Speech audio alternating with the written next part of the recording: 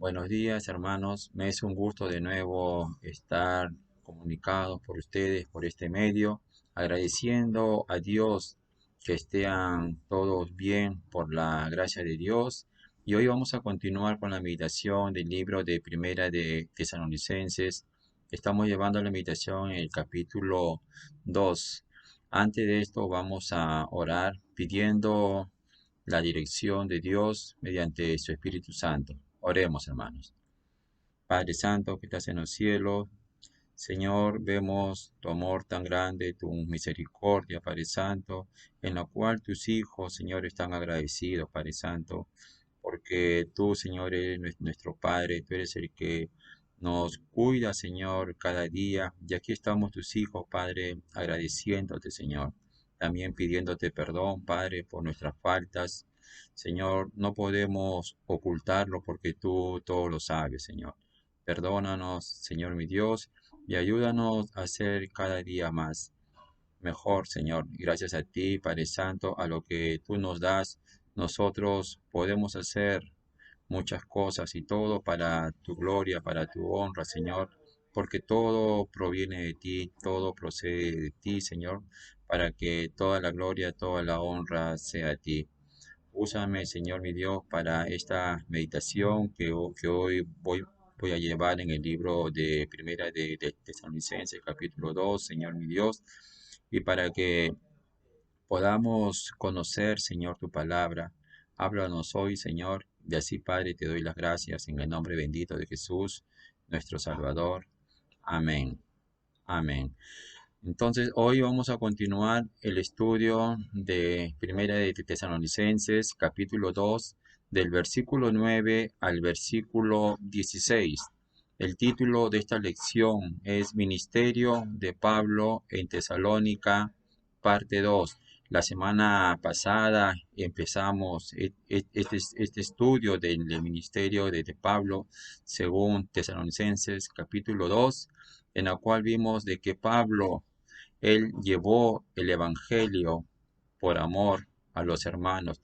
Y no tan solamente dijo él de que solamente podía llevar el Evangelio, sino también incluso él podía dar su vida por cada uno de ellos. Vamos a leer Primera de Tesalonicenses capítulo 2 del versículo 9 hasta el versículo 16. Dice la palabra del Señor, porque os acordáis, hermanos, de vuestro trabajo y fatiga, como trabajando de noche y de día, para no ser gravosos a ninguno de vosotros, os predicamos el Evangelio de Dios. Vosotros sois testigos, y Dios también, de cuán santa, justa e irreprensiblemente nos comportamos con vosotros los creyentes, así como también sabéis de qué modo, como el Padre a sus hijos, exhortábamos y consolábamos a cada uno de vosotros, y os encargábamos que anduvisteis como es digno de Dios, que os llamó a su reino y gloria, por lo cual también nosotros, sin cesar, damos gracias a Dios de que cuando recibisteis la palabra de Dios que oísteis de nosotros, la recibisteis no como palabra de hombre, sino es en verdad la palabra de Dios, la cual actúa en nosotros los creyentes, porque nosotros, hermanos, vinisteis a ser imitadores de las iglesias de Dios en Cristo Jesús, que están en Judea, pues habéis padecido de los de vuestra propia nación las mismas cosas que ellas padecieron de los judíos, los cuales mataron al Señor Jesús y a sus propios profetas, y a vosotros nos expulsaron, y no agradan a Dios, y se oponen a todos los hombres, impidiéndonos hablar a los gentiles para que éstos se salven. Así colman ellos siempre la medida de sus pecados, pues vino sobre ellos la ira hasta el extremo. Aquí Pablo habla a la iglesia de Tesalónica Y en el versículo 9 le habla sobre su trabajo, sobre la fatiga que dice que ellos tuvieron trabajando de día y de noche para no ser gravosos a ninguno de vosotros. El apóstol Pablo les puso el buen ejemplo de trabajar con sus manos sin dejar de cumplir su ministerio. En segunda de Tesalonicenses capítulo 3 del verso 6 al verso 10 dice el apóstol Pablo a la iglesia: pero os ordenamos, hermanos, en el nombre del Señor Jesucristo, que os apartéis de todo hermano que ande desordenadamente, y no según la enseñanza que recibisteis de nosotros, porque vosotros mismos sabéis de qué manera debéis imitarnos, pues nosotros no anduvimos desordenadamente entre vosotros, ni comimos de balde el pan de nadie, sino que trabajamos con afán y fatiga día y noche, para no ser gravosos a ninguno de vosotros, no porque no tuviéramos derecho, sino por daros nosotros mismos un ejemplo para que nos imitaseis, porque también cuando estábamos con vosotros os ordenamos esto: si alguno no quiere trabajar, tampoco coma. Pablo no pidió dinero a los tesalonicenses, sino que vivió de lo que ganaba. Pablo era un hombre que también trabajaba con sus propias manos. Él hacía tiendas y eso vendía, y de eso él podía cubrir sus gastos. Pero también dice que los hermanos de los filipenses, ellos también le enviaron ofrendas, según Filipenses capítulo 4, versículo 16. Así que sus motivos no podían ser cuestionados, como en el caso de los falsos maestros, que siempre buscaban dinero a cambio de sus servicios. La predicación de Pablo era de gratis. Nosotros, como hijos de Dios, somos deudores de Cristo, y todo lo que hacemos lo hacemos por amor y no por una ganancia. Dice también Pablo: os predicamos el Evangelio de Dios, las buenas nuevas de Dios, ¿no? Que Pablo predicaba incluía estas verdades: la autoridad y la veracidad de las escrituras. Esto era una verdad, una de las verdades que Pablo predicaba, era la autoridad y la veracidad de las escrituras. También predicaba de la deidad de Cristo. También predicaba el pecado de la humanidad, la muerte y la resurrección de Cristo, la salvación por la gracia de Dios mediante la fe del hombre. En resumen, esto lo podemos encontrar en 1 Corintios capítulo 15, del verso 1 al verso 5, ¿no? Pablo tuvo una meta, tuvo un propósito, y su propósito de él era llevar las buenas nuevas a toda criatura, a todas las personas. En el versículo 10 dice: vosotros sois testigos. Está hablando la iglesia de Tesalónica. Dice: vosotros sois testigos, y Dios también, de cuán santa. Habla de su consagración o dedicación. Dice que era justa, actuando conforme a la norma divina. Dice: irreprensiblemente nos comportamos con vosotros los creyentes. Todo cristiano, y sobre todo evangelista, debe imitar a Pablo en estas tres cosas para estar bien con Dios y para tener influencia positiva con otros. Las palabras que hablamos con los familiares, con los vecinos o con otros conocidos serán huecas si no están acompañadas por estas tres cosas. ¿Cuáles son estas tres cosas? Uno, el ministerio de ellos era sin reproche. Sí, hermanos, el ministerio de ellos era sin reproche. ¿Cuántas iglesias han sido destruidos por sus predicadores infieles, contenciosos, imponentes, desobligados y carnales? Pero Pablo era una persona que no le podía reprender porque él cumplía la voluntad de Dios. Número dos, algunos no toman en serio sus compromisos financieros, pues no conocen que no solo la fornicación destruye su reputación, sino también la irresponsabilidad económica. Y número tres, todo evangelista debe ser ejemplo de los creyentes en palabra, conducta, amor, espíritu, fe y pureza, como lo dice la palabra de Dios en 1 Timoteo 4:12.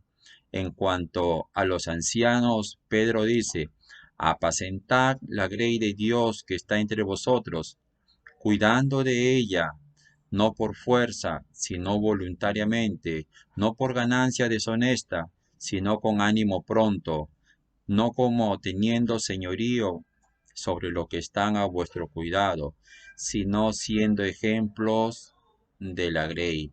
1 Pedro 5, del verso 2 al 3. No podemos enseñar lo que no sabemos y no podemos compartir lo que no poseemos. En el versículo 11 dice Pablo, así como también sabéis de qué modo, como el Padre a sus hijos, exhortamos y consolamos a cada uno de vosotros. El apóstol Pablo y sus compañeros les habían engendrado con el Evangelio y llevan a cabo un ministerio de exhortación, como lo dice en Primera de Tesalonicenses 5:14. También os rogamos, hermanos, que amonestéis a los ociosos, que alentéis a los de poco ánimo, que sostengáis a los débiles, que seáis pacientes para con todos. Ahora le hago una pregunta.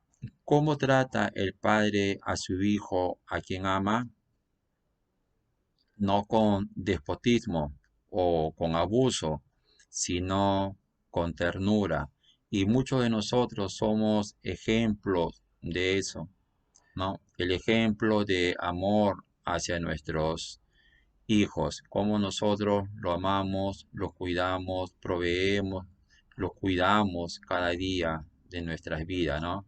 Y dice que Pablo así amaba a los hermanos de Tesalónica, dice que siempre él lo exhortaba, y no solamente lo exhortaba, sino también que lo consolaba. Pablo usó estas palabras para describir su relación paternal con los tesalonicenses, puesto que ellos eran sus hijos en la fe. Estas palabras que recalcaban el toque personal de un padre amoroso. Esto lo podemos encontrar en Primera de Corintios, capítulo 4, de versículo 14 y 15. Dice, no escribo esto para avergonzaros, sino para amonestaros como a hijos míos amados. Porque aunque tengáis 10.000 años en Cristo, no tendréis muchos padres, pues en Cristo Jesús yo os engendré por medio del Evangelio. Como Pablo habla en este versículo que Él es Padre, ¿no? Él es Padre en la fe, que Él condujo mediante el Evangelio a muchos a Cristo, ¿no? y yo nunca puedo dejar de mencionar, hablar. Yo también tengo un padre en la fe que es el pastor Máximo, ¿no? En lo cual él me predicó de la palabra de Dios y me discipuló y pude aceptar a Cristo. Esto fue en el año 2000. Ya casi ha pasado, nos vamos para los 21 años. Y aquí Pablo no se olvida de sus hijos espirituales y el hijo espiritual tampoco nunca debe de olvidarse de su padre espiritual que lo condujo hacia Cristo, pero el que convenció de pecado es el Espíritu Santo.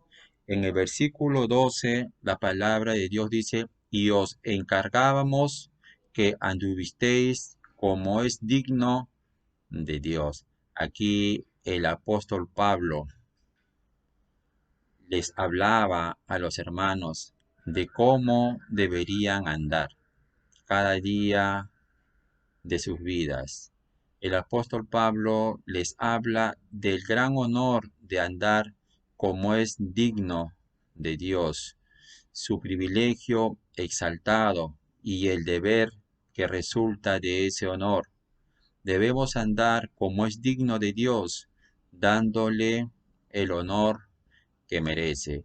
Varios textos indican que los cristianos sí pueden andar como es digno de Dios, pues si Dios lo requiere, es posible hacerlo.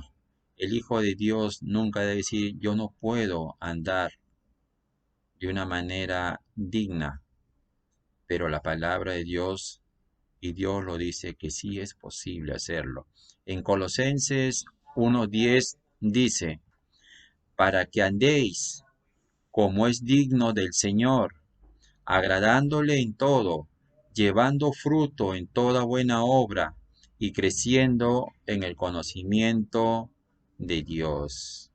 La palabra dice que debemos andar como digno del Señor, agradándole en todo. ¿Cómo podemos agradándole?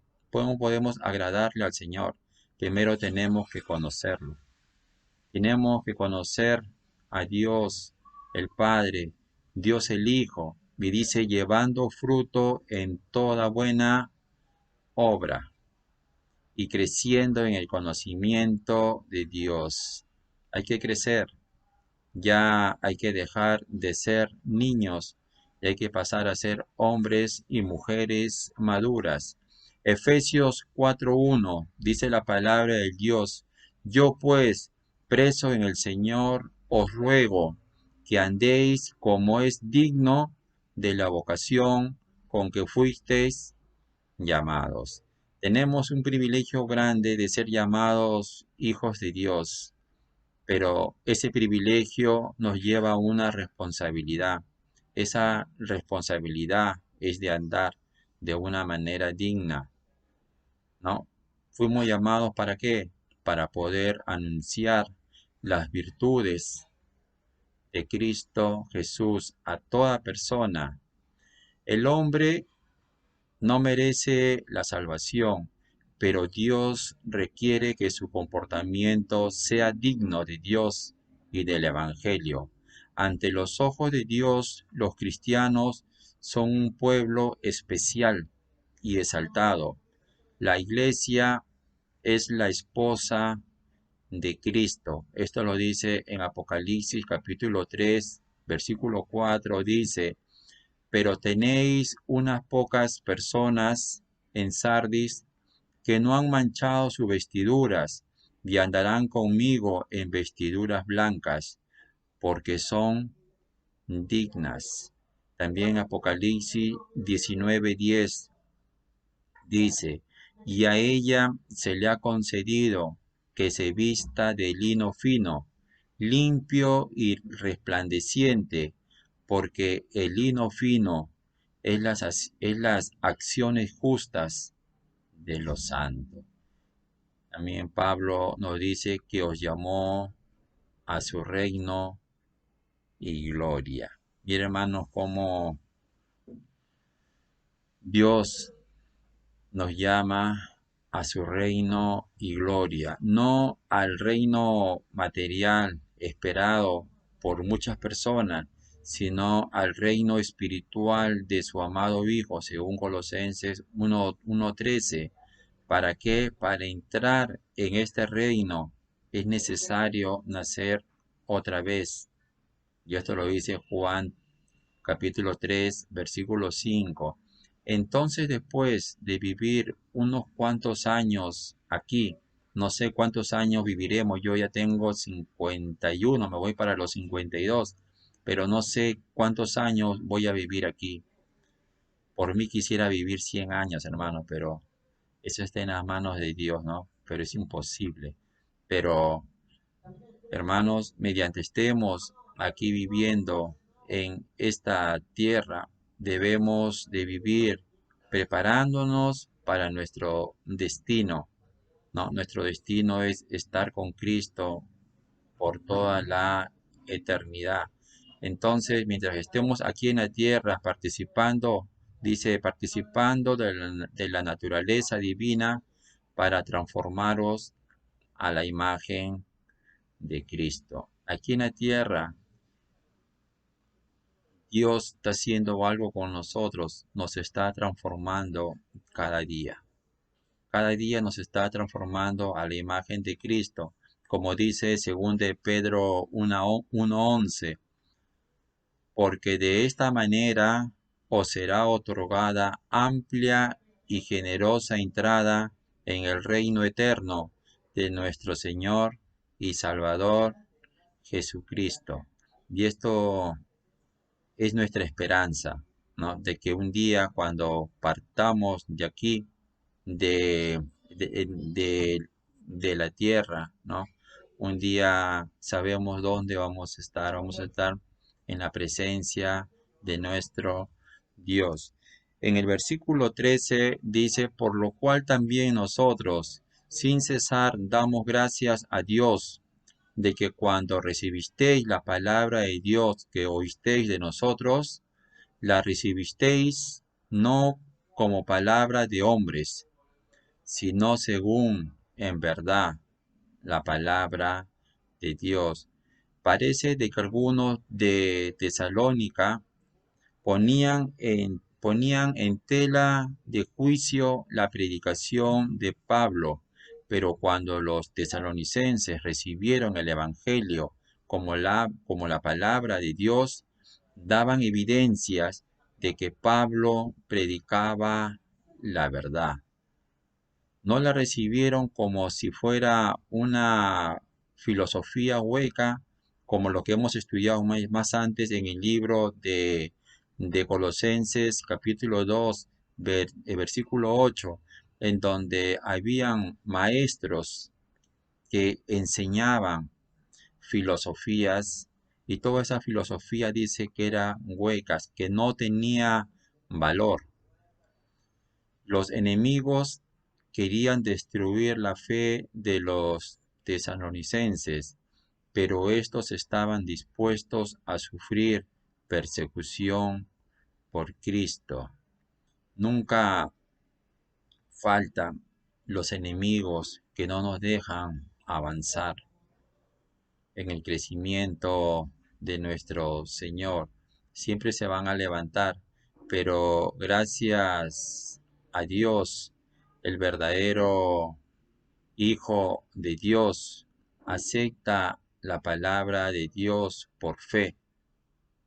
Los que reciben la palabra como si fuera la palabra de hombre, dice esta palabra no persevera.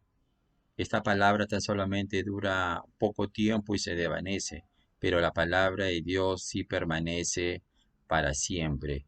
Los únicos que pueden llevar la armadura del soldado cristiano son los que reciben la palabra como es en verdad, la palabra de Dios.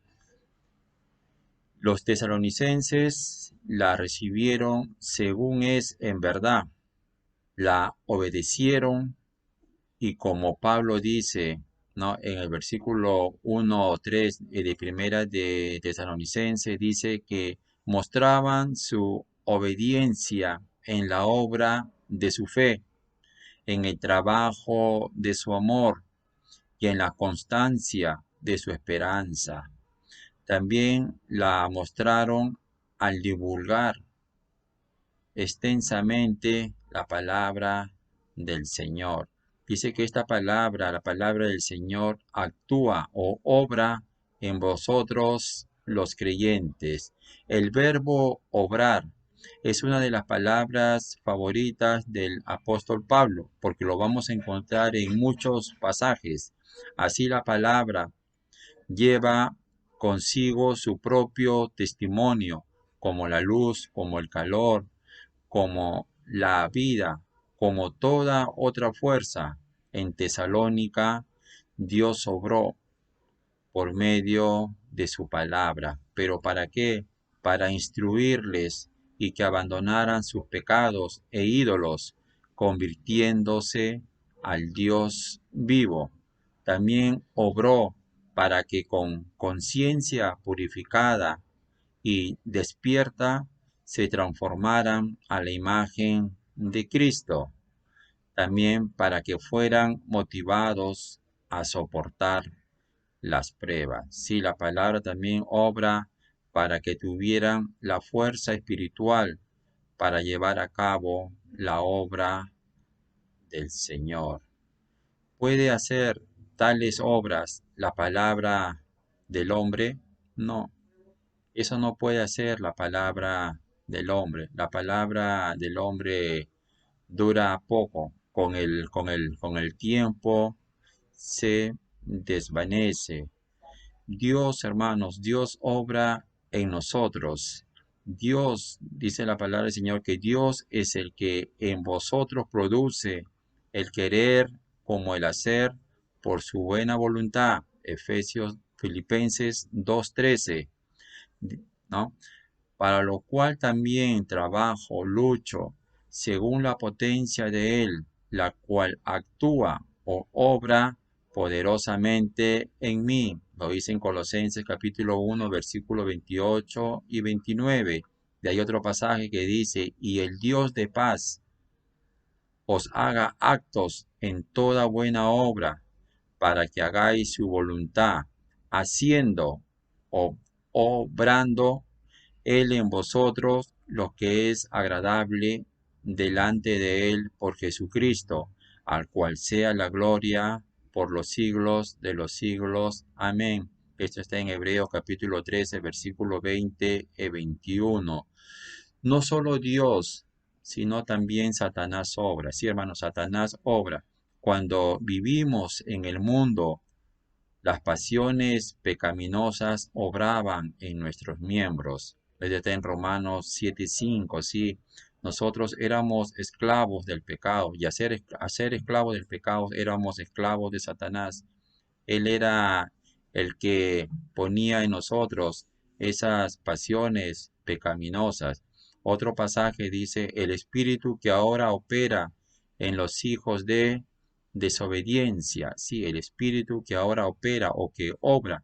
Eso era, ¿no? En que Satanás también obra y sigue obrando. Obró en nosotros, pero por la gracia de Dios ahora no debe obrar, pero sí está obrando en los incrédulos. Por eso es que nosotros vemos cómo es su conducta, cómo ellos se conducen cada día, desobedeciendo a Dios y tan solamente buscan el agradarse ellos mismos. En cuanto a los dones del Espíritu Santo, dice la palabra del Señor, ¿no? Que hay diversidad de operaciones, pero dice, no, pero Dios que hace o obra todas las cosas en todos es el mismo. Eso está en 1 Corintios 12:6. La palabra de Dios tiene gran energía, tiene poder activo, hace grandes cosas en nuestras vidas. Por esta razón, Asistimos a los servicios en los cuales se predica la sana doctrina y escuchamos atentamente para que la palabra de Dios sí penetre en el corazón y obre en nuestras vidas los efectos de que Dios quiere. También asistimos a las clases bíblicas y estudiamos la Biblia todos los días, porque si no recibimos la palabra en nuestra mente, no puede obrar. La Biblia cerrada sobre la mesa no obra nada. Por eso nosotros como hijos de Dios debemos de buscar el poder de Dios, y el poder de Dios lo vamos a encontrar. Y si nosotros estudiamos, escudriñamos la palabra de Dios, y gracias a Dios también porque tenemos el Espíritu Santo. David Liscor hizo una siguiente lista de cómo la palabra de Dios obra. Dice, 1, por medio de la palabra, el nuevo nacimiento es llevado a cabo. Por medio de la palabra, el alma se salva. Por medio de ella somos santificados. La palabra prevalece poderosamente, porque no es palabra de hombre, sino es la palabra mismo de Dios. Confiamos en la palabra de Dios, tenemos fe. Dice, obra como una semilla, tiene poder en sí misma para producir. También la palabra de Dios dice que es viva y eficaz. También es como un fuego contra lo que es falso. Es como un martillo contra lo que es fuerte. Es la luz en medio de las tinieblas. Es la única arma en la lucha cristiana. Por eso tenemos que aferrarnos a la palabra de Dios. Dios nos habla a nosotros mediante su palabra y nosotros nos comunicamos por Dios por medio de la oración. En el versículo 14 dice la palabra del Señor, porque vosotros, hermanos, vinisteis a ser imitadores de las iglesias de Dios en Cristo Jesús que están en Judea.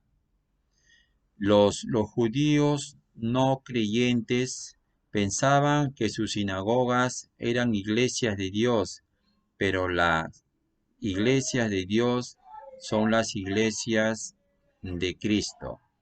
Romanos 16:16 dice la palabra del Señor, saludaos los unos a los otros con ósculo santo. Os saludan todas las iglesias de Cristo, pues Cristo, hermanos, es Dios. Las iglesias de Judea fueron establecidas por los 12 apóstoles, pero Pablo expresa su gran aprecio por ella. Dice, pues habéis padecido de los de vuestra propia nación las mismas cosas que ellas padecieron los judíos. En Hechos 17:5 revela que muchos judíos eran los enemigos del Evangelio, que con más amargura lo atacaban. Al observar que los gentiles aceptaban el Evangelio, los judíos se llenaban de celos y malicias. En varios pueblos los gentiles fueron excitados e instigados por los judíos para que persigan a las iglesias. Y esto lo hemos visto nosotros, como los judíos no creyentes, ¿no? Buscaron para que Pablo sea castigado en Berea, en Tesalónica, en Filipos y en casi los lugares en que Pablo iba, siempre los judíos se levantaban en contra del Evangelio, en contra de los hombres de Dios. El sufrir es una marca de identidad del verdadero discípulo de Cristo. Satanás persigue a la iglesia porque odia a Cristo. Y la iglesia de Tesalónica era semejante a las iglesias de Judea, que eran verdaderas iglesias del Señor, y por esa causa eran perseguidas. Pablo estaba bien enterado de la persecución de las iglesias de Judea, porque por algún tiempo él mismo era uno de los perseguidores. Cuando Pablo en esos tiempos era Saulo, él era un perseguidor de la iglesia, hasta que un día tuvo un encuentro con Jesús en Damasco.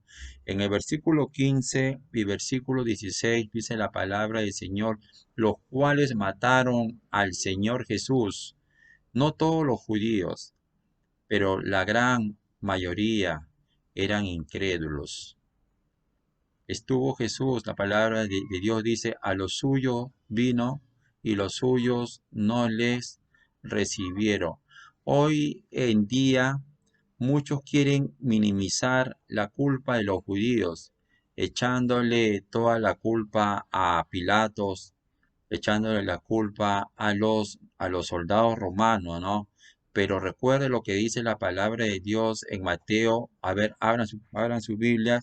Mateo capítulo 27.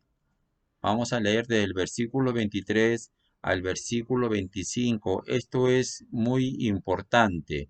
Esto era en el momento que Jesús fue llevado ante Pilato, ante el gobernador. Y vamos a ver qué dijo Pilato, ¿no? ¿Qué dijeron también los mismos judíos? Dice la palabra del Señor, versículo 23. Y el gobernador les dijo, pues, ¿qué mal ha hecho? Pero ellos gritaban aún más, diciendo, sea crucificado. Viendo Pilato que nada adelantaba, sino que se hacía más alboroto, tomó agua y se lavó las manos delante del pueblo, diciendo, inocente soy yo de la sangre de este justo, allá vosotros. Y respondieron todo el pueblo, o sea, los judíos que no creían en Jesús, que dijeron, su sangre sea sobre nosotros y sobre nuestros hijos. Desde luego, no estaban solos en este crimen, pues Judas participó, los romanos participaron, y desde luego todos los hombres, siendo pecadores, tuvimos gran parte en este evento. Al, al matarlo, llevaron a cabo el plan de Dios para nuestra redención, según Hechos 2, 22, 23. Si estaban dispuestos a matar a- a- al Mesías, entonces con más razón perseguirían a los discípulos de él. Y no tan solamente discípulos, también dice a sus propios profetas. Y esto lo hemos visto, ¿no? De que los mismos judíos mataron a los profetas, ¿no? Pero no por eso invalidaron su mensaje de estos hombres profetas llamados por Dios. Y también dice la palabra de Dios, y a nosotros nos expulsaron, así dice Pablo, como instigaron a Pilatos en contra de Jesús, así también instigaron a los gentiles en contra de Pablo y sus compañeros. Y estos hombres judíos no creyentes, dice que no agradaban a Dios y se oponen, dice, a todos los hombres. ¿Y cómo se oponen a todos los hombres? En el mismo versículo dice, impidiéndonos. Literalmente significa prohibiéndonos hablar a los gentiles para que éstos se salven. No solo rechazaron a Pablo y a sus compañeros, sino que también se negaron a permitir que los gentiles los escucharan. No solo no querían entrar en el reino ellos mismos, sino que prohibieron que otros entraran. No querían par- participar de la gracia de Dios, pero tampoco querían que otras, no, que los gentiles lo hicieran. A través de los años, los judíos han odiado a las otras naciones y razas. De la manera clara y enfática, Lucas describe la profunda hostilidad de los judíos. Y esto lo dice en Hechos capítulo 13, versículo 45. Pero viendo los judíos la muchedumbre, se llenaron de celos y rebatían lo que Pablo decía, contradiciendo y blasfemando. En Hechos 18:6 dice la palabra del Señor, pero oponiéndose y blasfemando estos, les dijo, sacudiéndose los vestidos, vuestra sangre sea sobre vuestra propia cabeza. Pablo dice, yo limpio, desde ahora me iré a los gentiles. Los judíos rechazaban el el evangelio de Cristo. En cada pueblo y en cada pueblo y en cada oportunidad se oponían a Pablo y a su obra de evangelizar a los gentiles. La única esperanza para la salvación de los gentiles es el evangelio, pero los judíos estaban bien resueltos a impedir su salvación.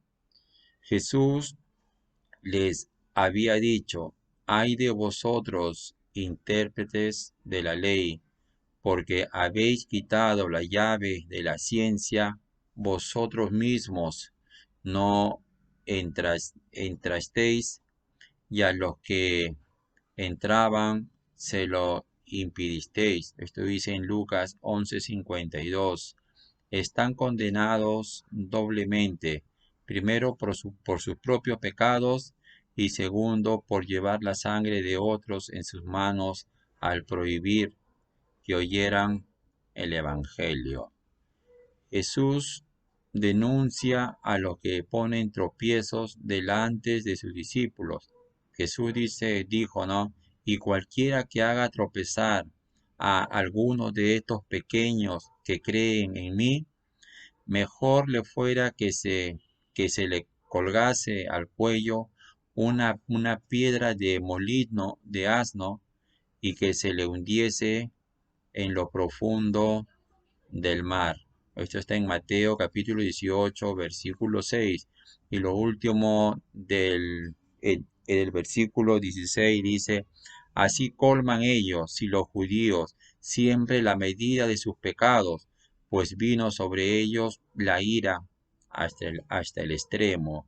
Por, por siglos los judíos habían sido rebeldes contra Dios y al crucificar a Cristo llenaron la medida de sus pecados. Siempre ciegos y obstinados, los judíos llenaron la medida de sus pecados por su trata a Cristo y a los apóstoles. Sí, dieron un maltrato a Cristo y a sus apóstoles. Para Pablo, el impedir que los apóstoles predicaran el Evangelio a los gentiles fue el colmo de las transgresiones de los judíos.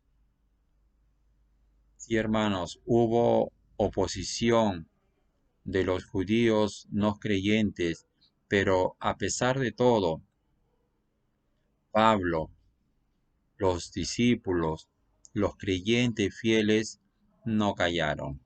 Aún soportaron castigos, soportaron maltratos, pero gracias a Dios. Muchas gracias a Dios, gracias hermanos, el tiempo me ha ganado. Gracias, que Dios los bendiga.